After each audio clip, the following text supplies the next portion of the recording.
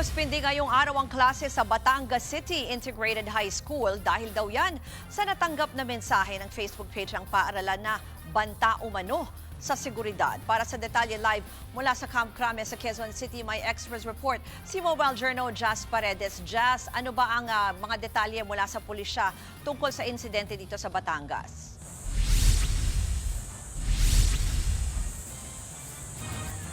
Ruth, pananakit umano sa ilang high school students sa Batangas City Integrated High School ang banta ng isang di pa nakikilalang individual.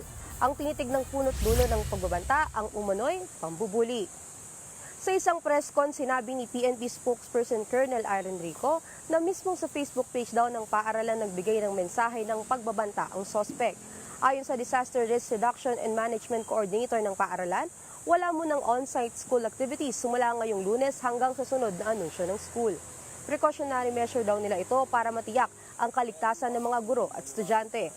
Pinapayuhan sila ng paaralan na huwag pumasok sa school premises habang umiiral pa ang class suspension. Nakipag-ugnayan na raw sila sa mga otoridad.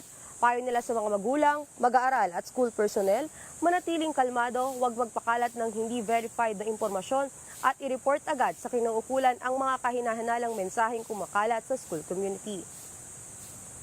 Ruth, matapos ang isinagawang assessment ng paaralan at ng lokal na pamahalaan ng Batangas City, naglabas na ng bagong pahayag ang naturang eskwelahan.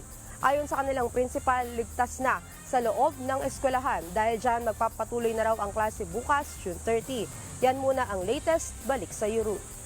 Yan po ang express report ni Mobile Journal Jazz Paredes. Mga kapatid, Ruth Cabalco, para sa mabilis na pasada ng mga balitang dapat niyong malaman, mag-follow at mag-subscribe sa social media pages ng News 5.